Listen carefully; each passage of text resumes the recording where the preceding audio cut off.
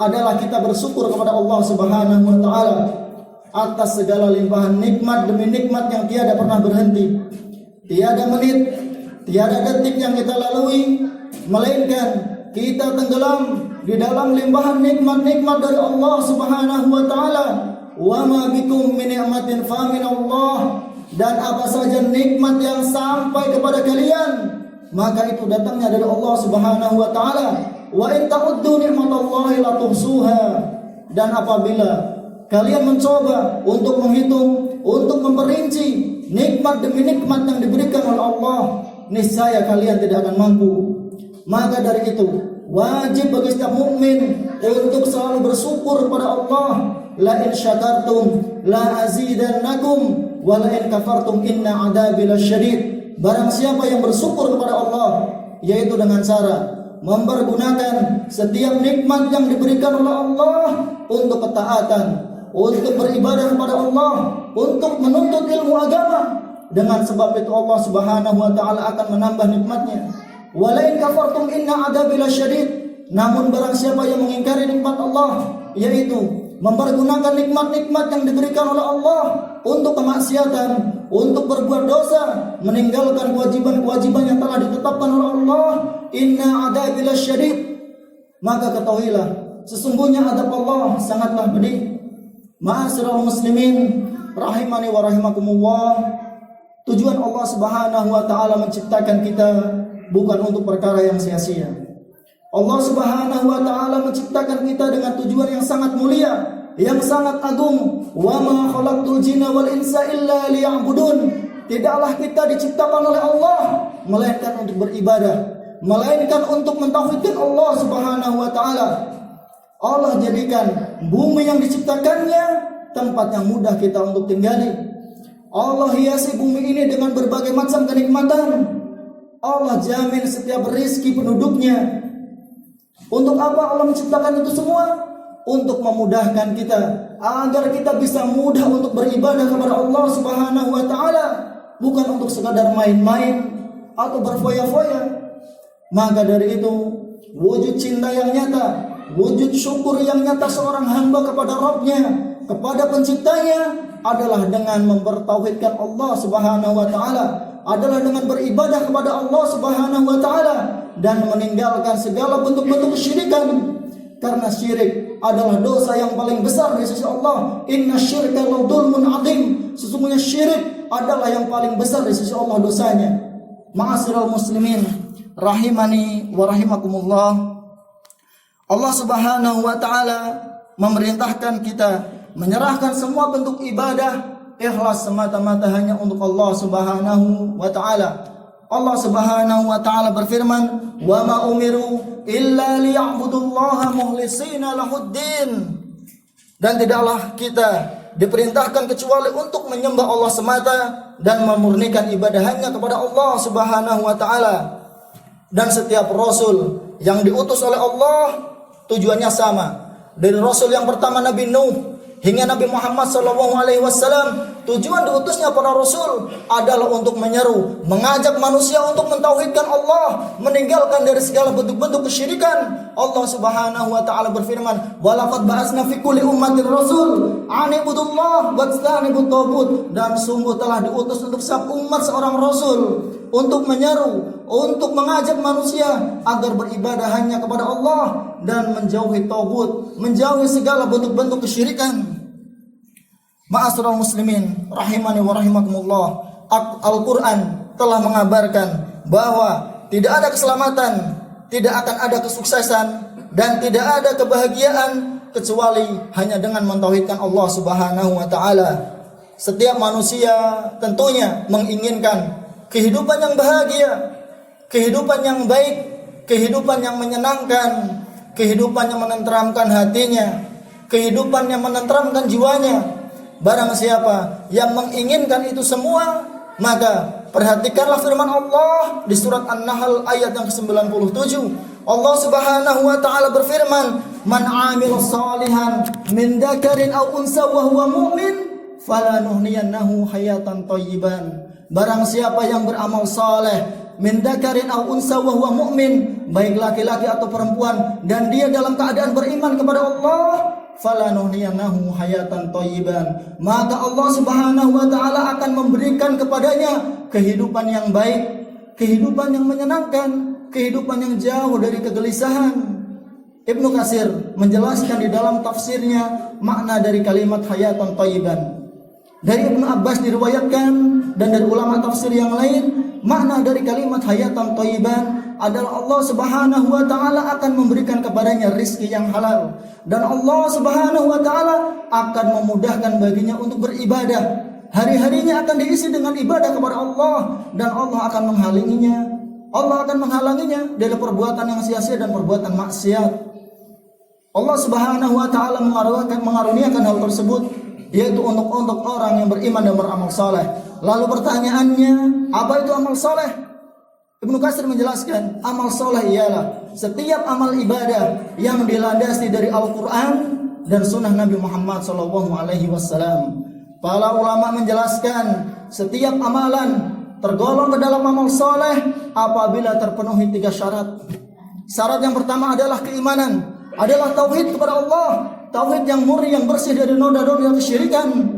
Karena dosa kesyirikan akan menghapuskan seluruh pahala dari amal saleh yang sudah dikerjakan. Allah Subhanahu wa taala berfirman, "La in asyrakta la yahbatanna 'amaluka wa la takunanna minal khasirin." Dan apabila engkau menyekutukan Allah, engkau berbuat syirik, maka akan terhapuslah seluruh amalanmu. Kemudian syarat yang kedua yaitu ikhlas. Seluruh amal ibadah yang dibangun, seluruh amal ibadah yang dikerjakan haruslah ikhlas, semata-mata hanya ingin mengharapkan pahala dari Allah. Jannatun arduhas samawati wal ard, surga yang seluas langit-langit dan bumi. Allah Subhanahu wa taala berfirman, "Innas salati wa nusuki wa mahyaya wa mamati lillahi rabbil alamin." Sesungguhnya salatku, sesembelihanku, hidup dan matiku lillah, karena Allah Subhanahu wa taala. Kemudian syarat yang ketiga yaitu ittiba. Setiap amal ibadah yang dikerjakan haruslah mengikuti perintah dan contoh dari Nabi Muhammad SAW.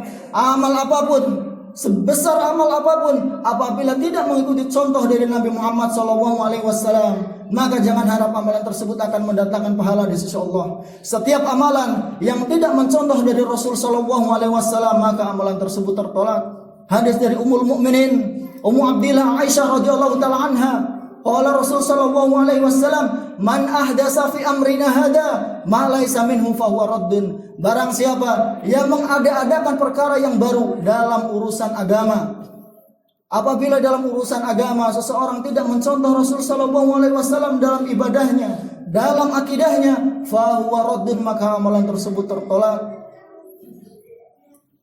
Allah Subhanahu wa taala menegaskan di dalam ayatnya, barang siapa yang berani menyelisihi Rasul sallallahu alaihi wasallam dalam masalah agama, maka Allah Subhanahu wa taala mengancamnya dengan ancaman yang berat. Allah Subhanahu wa taala berfirman di surat An-Nisa ayat ke-115. Allah Subhanahu wa taala berfirman, "Wa ma yushakkikir rasul min ba'di ma tabayyana lahul huda wa yattabi' ghayra sabilil mu'minin nuwallihi ma tawalla wa nuslihi jahannam wa sa'at masira." Barang siapa yang berani menyelisihi Rasulullah sallallahu alaihi wasallam setelah datang jelas petunjuk kepadanya, wa yattabi' ghayra sabilil mu'minin, dan dia tidak mengikuti jalan orang-orang mukmin. Orang-orang mukmin di dalam ayat ini adalah mereka para sahabat Nabi radhiyallahu taala anhum ajmain. Karena ayat Al-Qur'an turun di tengah-tengah mereka. Maka barang siapa yang menyelisihi Rasulullah dan para sahabatnya, apa kata Allah? Allah Subhanahu wa taala akan membuat ia leluasa dengan kekeliruan, dengan kesesatan yang ia kerjakan. Dengan sebab karena ia menyelisih perintah Nabi dan perbuatan para sahabat, Allah membiarkannya ia tersesat.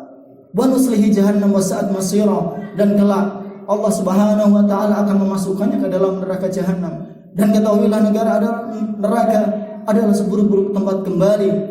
Maka untuk bisa kita mengikuti perintah Allah dan Rasulnya, tentunya kita harus belajar ilmu agama.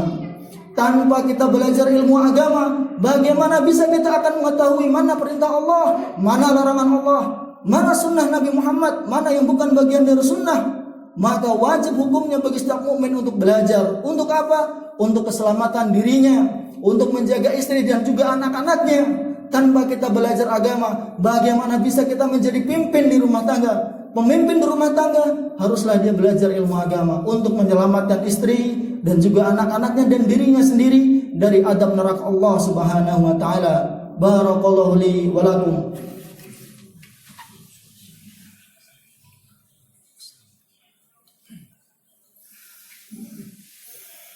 Alhamdulillah, asyhadu an la ilaha illallah wahdahu la syarika lah wa asyhadu anna Muhammadan abduhu wa rasuluh. Ma'asyiral muslimin rahimani wa rahimakumullah. Setiap kita tentunya pernah melakukan kemaksiatan dan juga perbuatan-perbuatan dosa. Tiada satu anak Adam pun pasti melainkan pernah terjatuh ke dalam dosa dan kemaksiatan. Namun demikian Allah Subhanahu wa taala melarang kita untuk berputus asa dari rahmat dan ampunannya. Allah Subhanahu wa taala berfirman, "Qul ya ibadiyalladzina asrafu ala anfusihim la taqnatu min rahmatillah, innallaha yaghfiru dzunuba jami'an, innahu huwa ghafurur rahim." Katakanlah kepada hamba-hambaku yang melampaui batas, katakanlah kepada hamba-hambaku yang banyak melakukan perbuatan dosa dan kemaksiatan, janganlah kalian berputus asa dari rahmat Allah. Sesungguhnya Allah mengampuni semua dosa. Setiap hamba yang bersungguh-sungguh menyesali perbuatan maksiatnya dan dia bertekad kuat untuk meninggalkan perbuatan maksiat tersebut, diiringi dengan ikhlas karena Allah, dan dia bertaubat dengan taubatan nasuha, maka mudah-mudahan Allah Subhanahu wa taala akan mengampuni hamba-hamba yang bertobat dengan taubatan nasuha. Rasul sallallahu alaihi wasallam manusia yang telah diampuni semua dosa dan kesalahan-kesalahan yang telah lalu maupun yang akan datang. Bahkan beliau manusia yang sudah dijamin masuk surga oleh Allah Subhanahu wa taala. Kendati begitu, beliau sallallahu alaihi wasallam senantiasa beristighfar kepada Allah. Sebuah hadis dari sahabat Al-Aghar bin Yasar Al-Muzani radhiyallahu taala anhu, berkata Rasul sallallahu alaihi wasallam, "Ya ayuhan nas, tubu ila Allah wa astaghfiruh, fa inni atubu fil yaumi mi'ata marrah." Wahai sekalian manusia, bertobatlah kalian kepada Allah dan beristighfarlah, karena sesungguhnya aku beristighfar kepada Allah selama satu hari sebanyak 100 kali. Para ulama menjelaskan kenapa beliau sallallahu alaihi wasallam beristighfar dan bertobat kepada Allah, karena beliau merasa ibadah-ibadah yang beliau kerjakan tidak sesuai dengan nikmat-nikmat yang Allah berikan. Nikmat yang Allah berikan begitu banyak. Beliau sallallahu alaihi wasallam selalu beristighfar dan bertobat kepada Allah. Lalu bagaimana lagi dengan kita? Kita yang banyak bermaksiat kepada Allah. Sedikit waktu yang kita gunakan untuk beribadah kepada Allah, maka lebih pantas lagi kita untuk memperbanyak istighfar, untuk bertaubat kepada Allah, untuk mengisi waktu-waktu yang sudah dilalui untuk perkara ibadah. Semoga Allah Subhanahu wa taala mengaruniakan hidayah dan taufiknya kepada kita semua.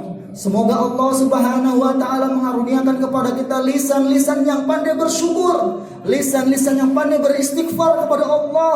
Allahumma ighfir lil muslimina wal muslimat wal mu'minina wal mu'minat. Rabbana la tuzigh qulubana ba'da idh hadaitana wa hab lana min ladunka rahmah innaka antal wahhab. Rabbana atina fid dunya hasanah wa fil akhirati hasanah wa qina adzabannar wa aqimus shalah.